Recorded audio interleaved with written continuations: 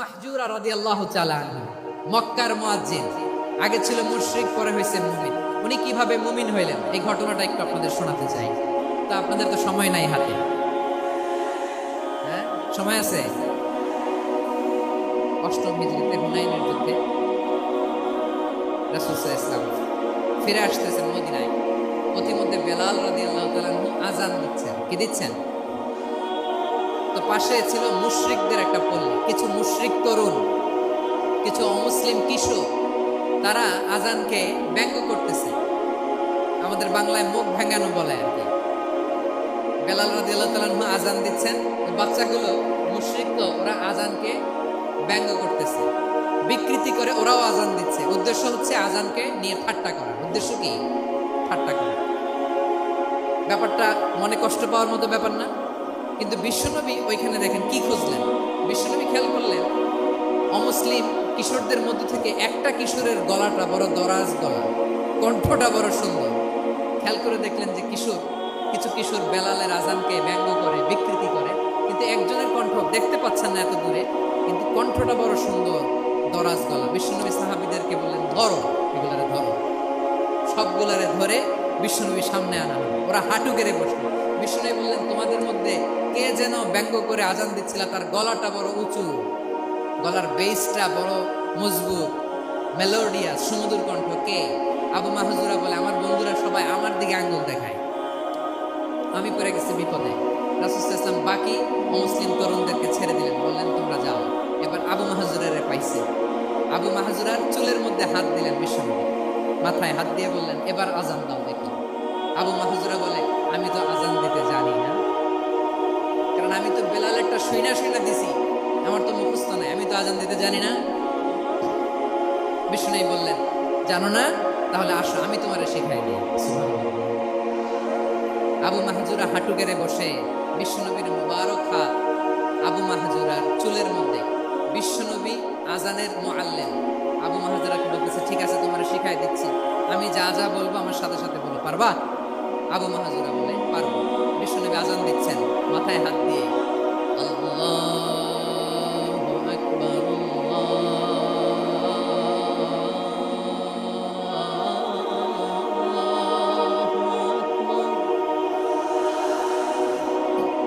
আবু মাহজুরা এই বাক্যটা পড়লেন।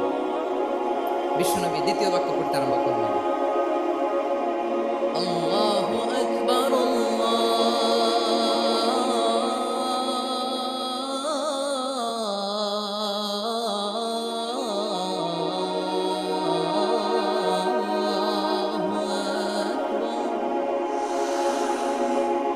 আবু মাহজুরা এই বাক্যটা বললেন। বিশ্বনবী আবু মাহজুরার মাথার মধ্যে হাত দিয়ে তৃতীয় বাক্য বললেন, আশহাদু আল্লা ইলাহা ইল্লাল্লাহ।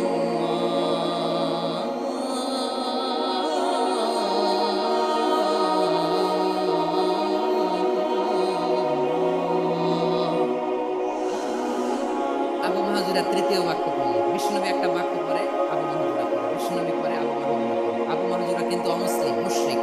আবু মাহজুরা বলে, এক একটা বাক্য পড়ি আমার কলিজাটা গলে ঠান্ডা হয়ে যায়। এতদিন মোহাম্মদকে গালি দিতাম, এখন মোহাম্মদ আমার মাথায় যখন হাত রাখছে আমার সারা শরীর ঠান্ডা হয়ে গেছে। বিশ্বনবী আজান শেখাচ্ছেন, একটা একটা বাক্য পড়ে আবু মাহজুরা পড়ে, বিশ্বনবী পড়ে, আবু মাহজুরাও পড়ে। পুরো বাক্যগুলো যখন শেষ, আজান শেষ, আবু মাহজুরাও যখন পুরো আজান করলেন, আবু মাহজুরা বললেন, এতদিন মোহাম্মদের চেহারা দেখলে আমার ঘৃণা লাগতো, আজ থেকে মোহাম্মদের চেহারার চেয়ে প্রিয় চেহারা আমার কাছে নাই।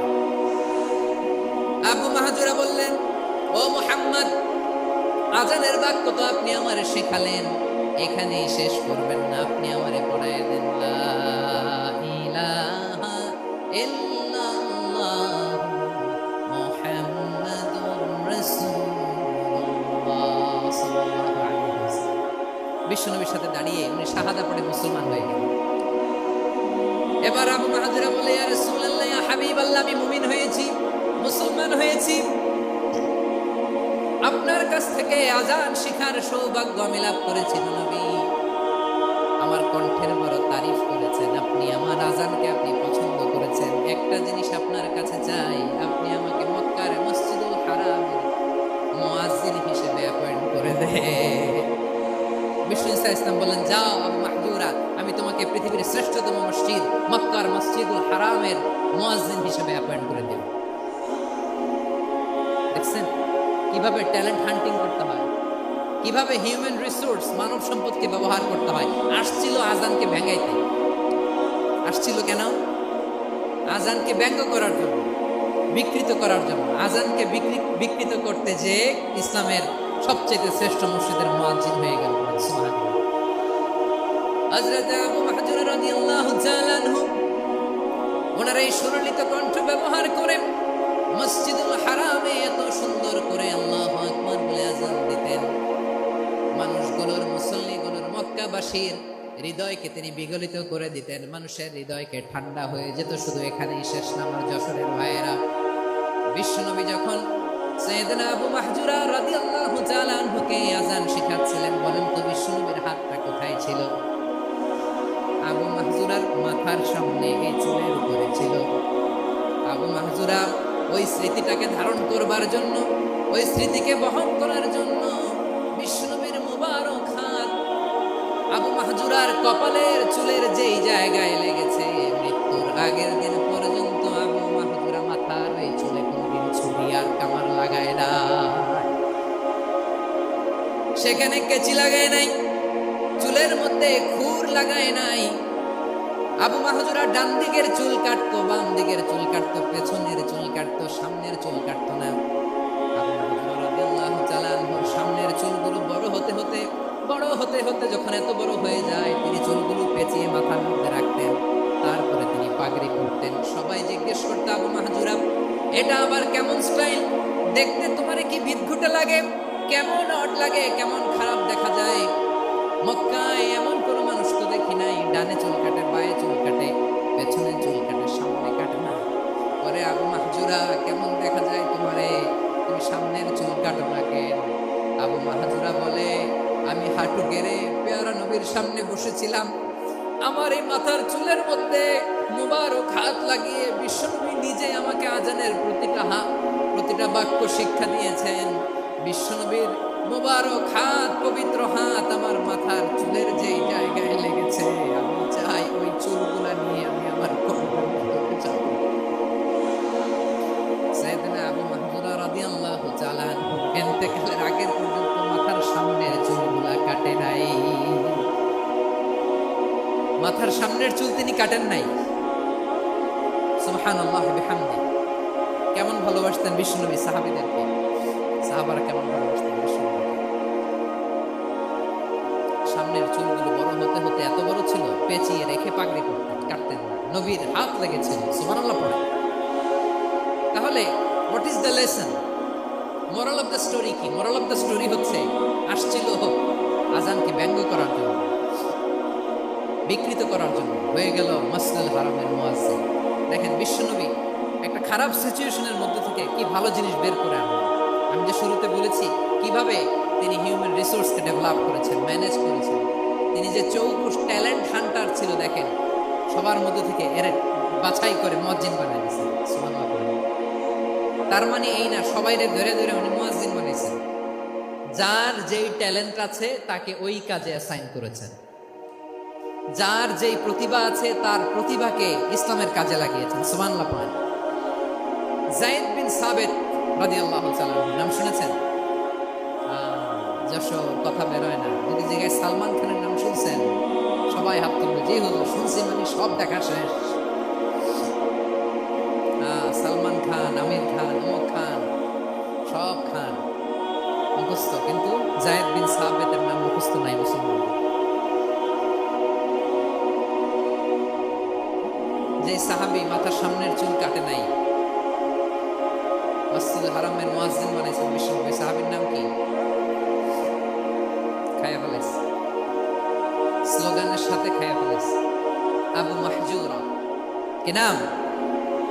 আবু মাহজুরা আল জুমাহি রাদিয়াল্লাহু তাআলা। এই নামটা আজকে নিয়ে যাইতে হবে যশোর।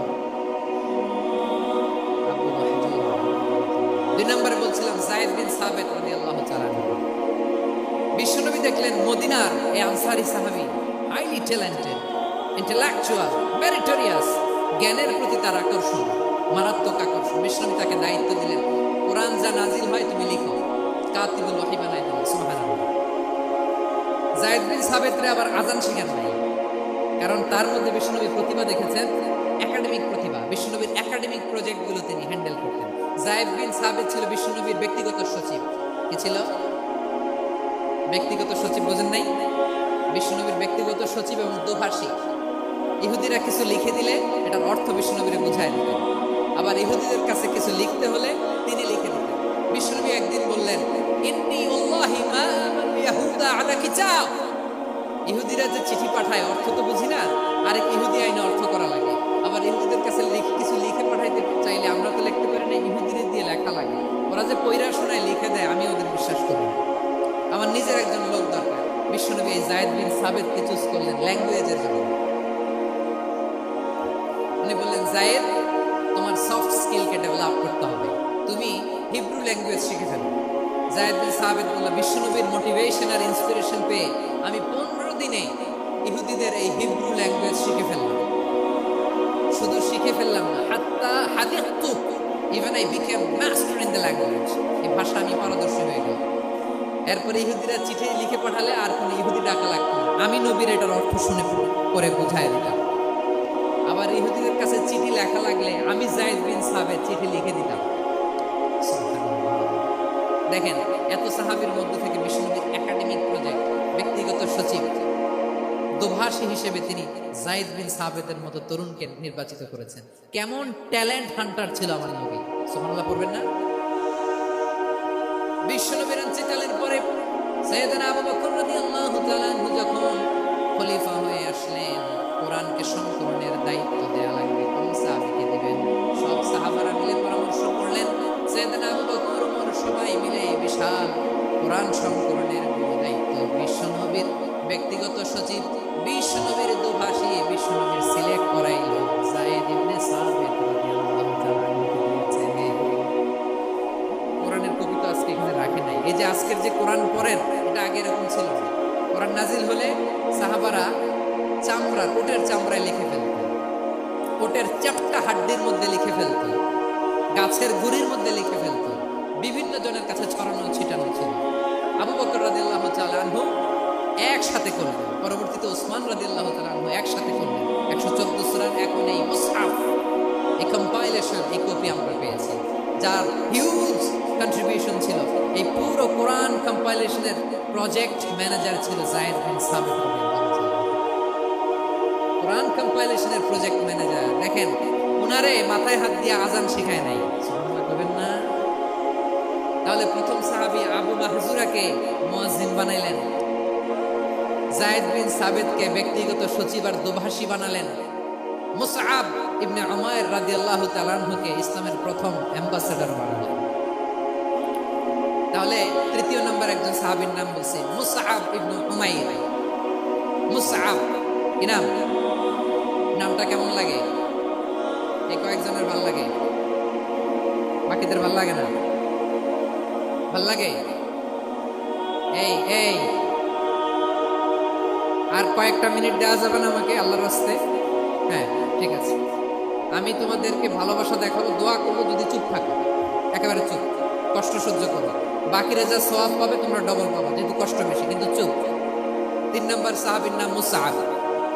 এই ধাক্কাধাক্কি কেন? ধাক্কাধাক্কি কেন রে ভাই?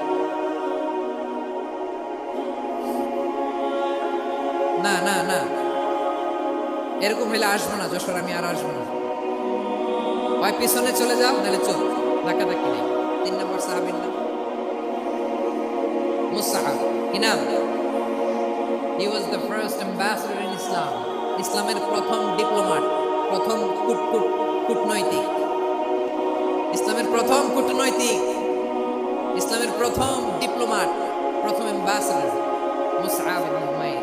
মক্কার তরুণ যুবক, উনি পারফিউম লাগাইলে মানুষ দেখলেই বুঝতো এটা মুসআব লাগাইছে।